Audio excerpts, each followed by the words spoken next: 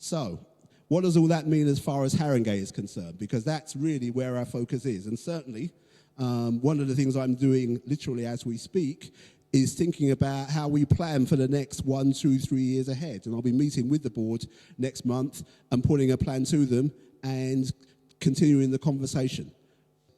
Our starting point is that we need a vision for what it is that we want to see within the sector.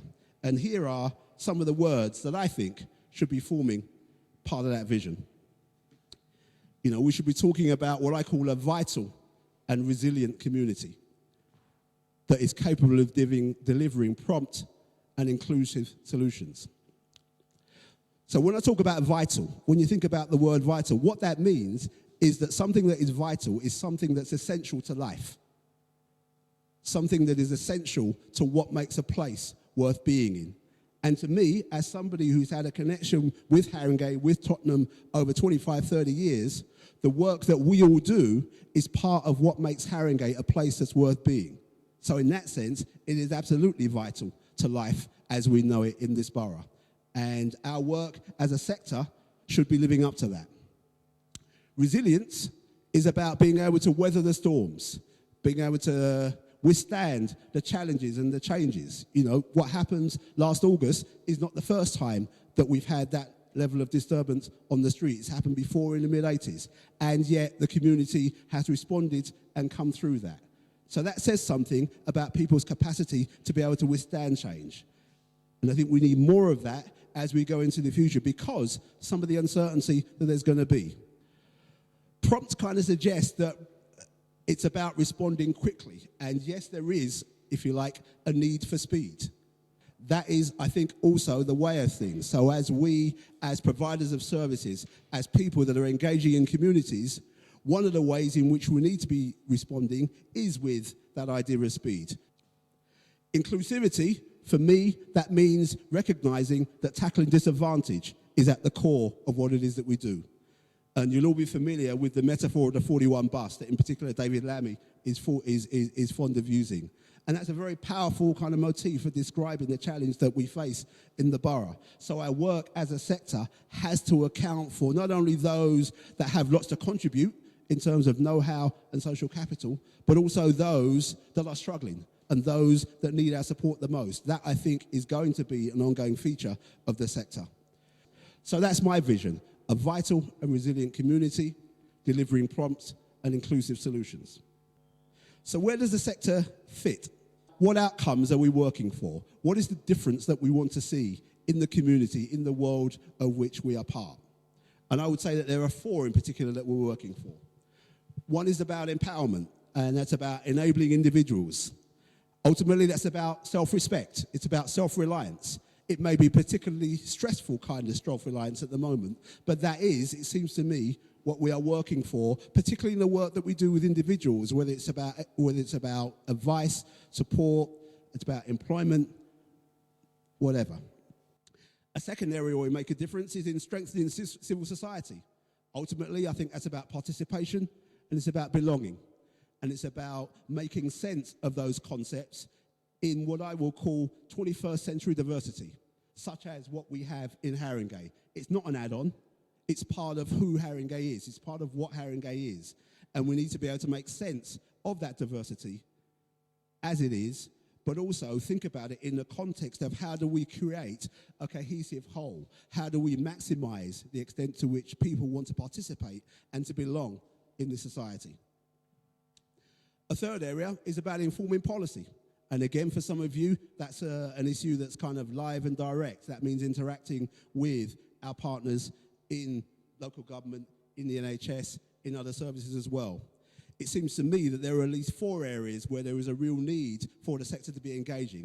Health is clearly one of those in terms of well-being, and if you're familiar with the Council's health and well-being strategy, you'll be familiar with the priorities that are there, particularly as they affect young people.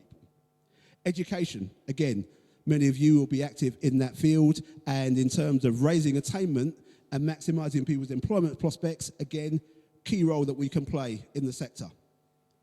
Community safety, which encompasses the kind of the crime and disorder element, but I think also encompasses the safeguarding element. Again, huge issue, particularly so in this borough for reasons that I suspect many will be familiar with, really important that we engage on that agenda. And then finally, what I will call enterprise, which is partly about employment, partly about regeneration, but also partly about business and what is the scope for encouraging entrepreneurship within the borough. As a sector, I think that's an agenda that really does offer some promise in the years ahead, and certainly something I'm keen to do is to explore how we can take that forward, working in collaboration with yourselves. And then the final area is what I've called partnering for provision. Some of you will be in the business of delivering services directly to members in the community and, taking on all of that means in terms of standards and quality and audit and so on. And at Havco, we have a critical role to play in ensuring that you can maintain and improve the standards that you deliver in that respect. So how do we help? What's our job? What's our mission in the midst of all of that? Because that means collaborating with a lot of you in lots of ways, but how do we encompass our mission? And I guess 3 words there that I'd want to use to summarize that. We want to support you. That means helping you to be your best. That means helping rather than hindering. It means believing in you.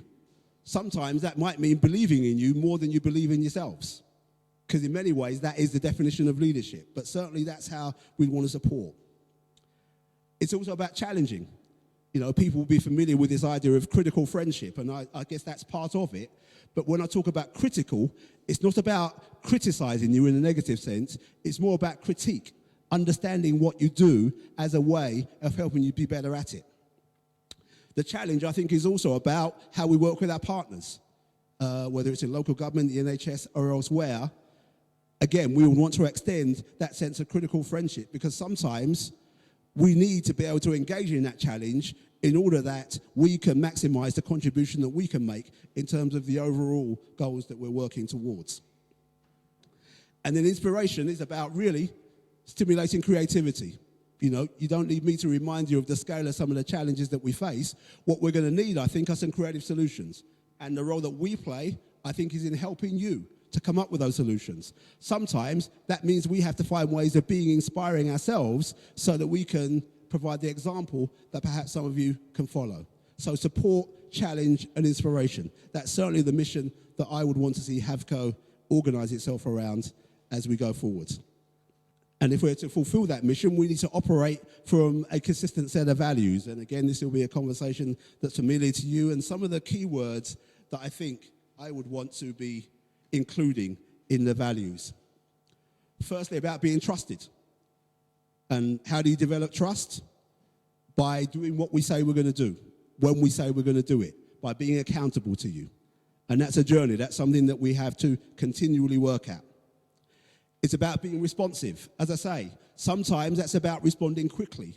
More importantly, it's about responding appropriately, understanding needs and doing what we need to do in order to respond to the need as it's expressed, rather than as we believe it to be.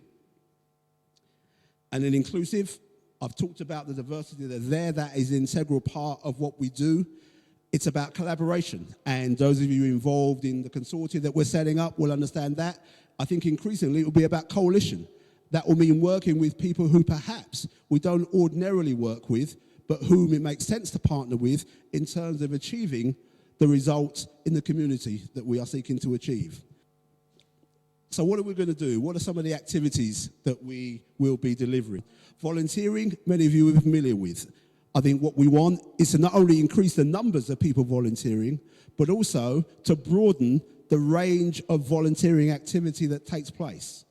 Because I think there are a lot of people that volunteer that don't necessarily see it that way. And I think we have a role to play in ensuring that it is recognized for what it is and given the value that it deserves as well.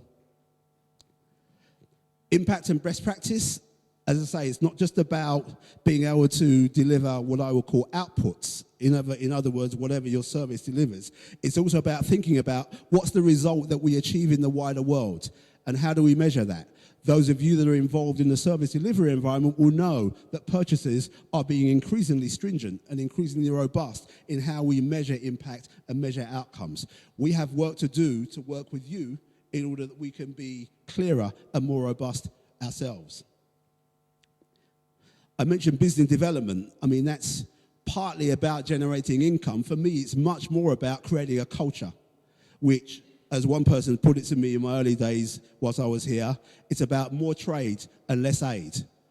You know, the environment, particularly as regards attracting funding, is moving in that direction, and some of you will know that and will be adapting yourselves in that way.